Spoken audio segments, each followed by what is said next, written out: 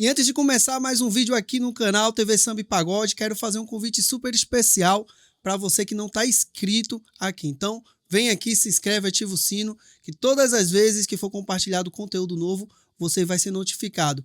E olha só, não esquece de deixar o like e deixar seu comentário, é super importante para a gente poder alcançar sempre mais pessoas. Fica agora com mais um episódio, podcast TV Samba e Pagode. Eu brinco que... Brinco não, eu ouvi isso em algum lugar, que agora eu não lembro quem foi que falou, e eu tomei pra mim essa frase: a música faz os seus escolhidos, né? Nada na minha vida realmente funcionou, andou até eu chegar na música, né? E vir a trabalhar junto com a minha irmã. Mas eu tive grandes experiências de trabalho, uma completamente diferente com a outra, mas que foram construindo a Flávia de hoje, né? Então, eu comecei minha vida profissional trabalhando em shopping, fui vendedora por muitos anos e era uma parada que eu curtia fazer. E aí, depois, numa caminhada profissional de entender o que eu ia fazer, faculdade e tudo mais, eu acabei indo para o comércio exterior por conta da região mesmo. Não era uma parada que eu sonhava em fazer.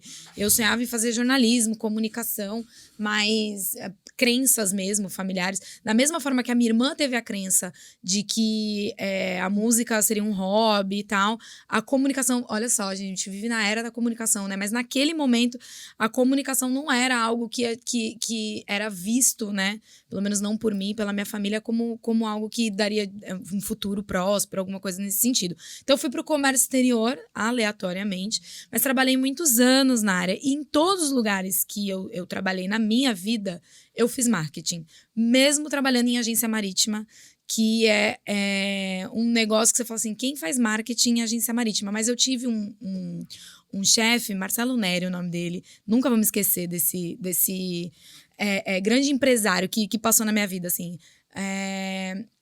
que ele era muito empreendedor e muito inovador, muito pioneiro nas coisas que ele fazia. Então, eu entrei nessa empresa, nessa agência marítima, para ajudar a implementar um setor de marketing, onde a gente trabalhava...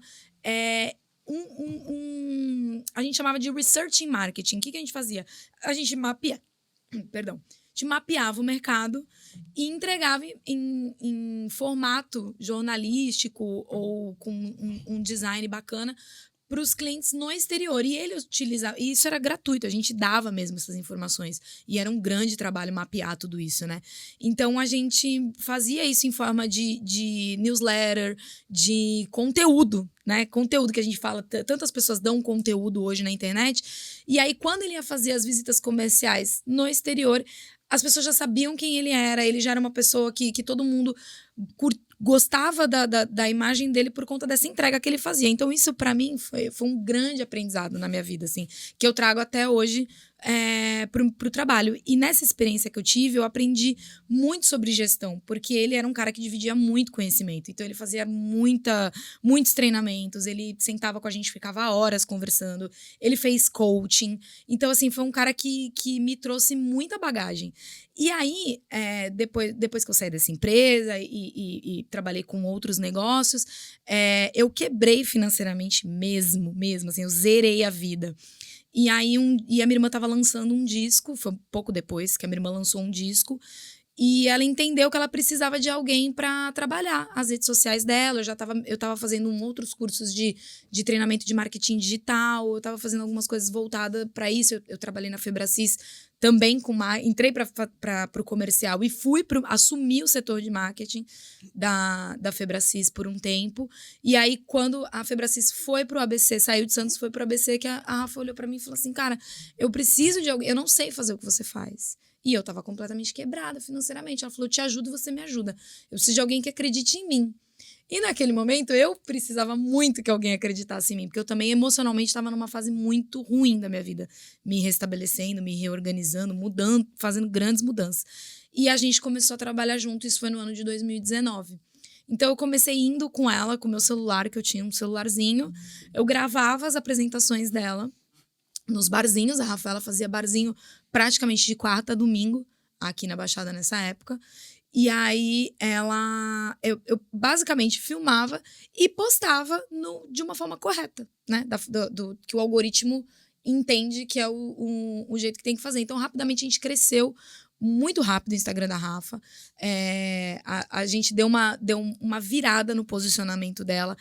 Nível baixada, tá? Nível baixada dentro do trabalho que ela fazia. Então, a gente foi aumentando os cachês, a Rafa foi se posicionando mais, e isso foi ficando... O trabalho foi crescendo aos poucos. Aí, o primeiro evento que eu produzi com a Rafa foi no aniversário dela, em outubro de 2019, que foi quando a gente, muito rápido, esgotou os ingressos. Foi no Six, era uma segunda-feira, trouxemos convidados, a Rafa fez uma apresentação do disco dela, né, que era o trabalho que ela tinha na época, e foi muito bacana, assim, foi uma coisa que aconteceu foi muito natural. Vamos fazer um evento, vamos. E aí eu falei, cara, tem alguma coisa aqui pra ela já tinha um público muito fiel, que seguia e acompanhava o trabalho dela.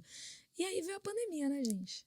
Aí quando veio a pandemia, da noite pro dia, eu e ela ficamos sem trabalho.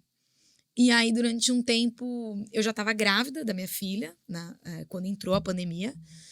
Eu tinha acabado de me mudar para um apartamento que tinha uma sala enorme e pouquíssimos móveis.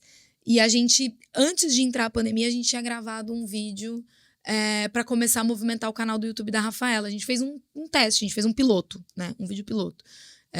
A Rafaela e o André no piano, e eles cantaram Águas de Março. Nem tá mais no canal esse vídeo. Era uma outra Rafaela, cabelo longo, loira ainda.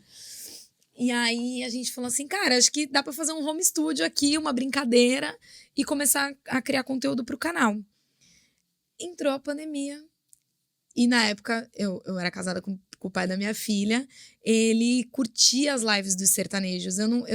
Não é muito a minha praia sertaneja, assim, né? Mas eu acabava assistindo por tabela. E aí liguei pra Rafa, a gente conversando, falou assim, cara, acho que dá pra fazer. E a gente já tinha todo o equipamento, que até o marido da Rafa que tinha investido no equipamento na época, a gente não usava o equipamento, que era o OBS lá, não era o OBS, era a webcam e o equipamento que a gente precisaria para fazer live, porque a ideia dele já era transmitir as apresentações da Rafa simultâneo, que a gente chama de formato híbrido hoje, né? Então, quem quiser ver no show, quem não quiser assistir pelo YouTube ou pelo Instagram e tal, ele já tinha essa ideia antes da pandemia. Só que a gente não realizava, porque não tinha tempo, trabalhava muito, e não era uma prioridade na época. Aí a gente olhou e falou assim, tem esse material aqui, juntou com o equipamento de som que o André tinha. Eu comecei a estudar o OBS, entender como é que funcionava, e a primeira live que a gente fez, a gente simplesmente deu o play, não fazia a menor ideia se ela ia pro ar. Era assim, gente, tá funcionando? Porque nem a gente tinha essa noção se ela ia ou não ia pro ar. E foi muito bacana fazer. Na primeira live, a gente teve muita doação da galera, do público da Rafa. A gente descobriu outros públicos, pessoas de fora, pessoas que queriam acompanhar o trabalho da Rafa e não tinham essa oportunidade. E aí acendeu a luzinha do digital, de falar, opa, tem alguma coisa aqui. Mas isso ainda era tudo muito caseiro, tudo muito handmade, assim, tipo, a gente fazendo mesmo, muito sabe? amador, né? Muito amador, isso. E aí, um dia a gente conversando, porque também era exaustivo fazer as lives. Então, assim, era sempre eu, Rafa e André, né? A Rafa virou pra mim e falou assim, eu quero mercado. Eu quero Brasil. Eu acredito que é possível. Eu falei, eu não sabia que ela queria isso, né? Eu não tinha essa noção de que ela queria isso. Então, eu acabava que não queria. Eu queria ser grande na minha região. Eu queria ser relevante aqui. E eu acredito que eu não tinha consciência de que ela queria mais. E ela falou, não, quando eu gravei meu disco, eu queria que o Brasil ouvisse meu disco. E aí eu falei, tá, eu não conheço ninguém nesse mercado. Eu não conheço o mercado. Eu sei lidar com o contratante do barzinho, mas aí a gente vai ter que falar de empresariamento e aí de produção. Me dá um nome de um produtor. O Prateado. Não, outro nome. Prateado todo mundo conhece. Outro, não sei. Então, a gente não tinha nome de empresários, de produtores. A gente não conhecia o mercado mesmo. Então, eu falei pra ela, então, vou fazer do jeito que eu sei fazer. Que eu aprendi lá com o Marcelo na agência, na Alfamar. Eu vou estudar. E aí, a gente começou a comprar cursos. Fizemos cursos de empresariamento, de gestão, de carreira, de marketing digital para música.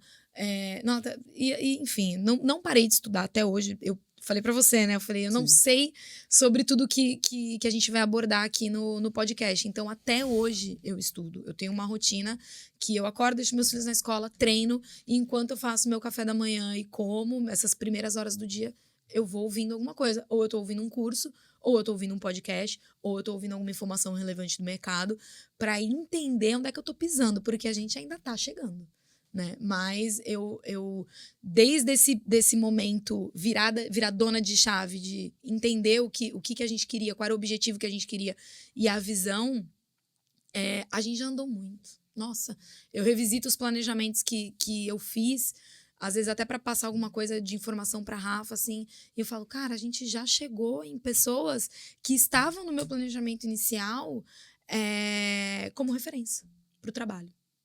Então, assim, a gente já está nesse posicionamento, sabe? Qual o primeiro passo a dar? Chegar aqui, já chegamos. Agora a gente tem alguns outros passos a mais para dar. Muito legal. Mas esse é o início dessa trajetória, essa breve história, que tem muitos recortes, assim, mas brevemente é isso.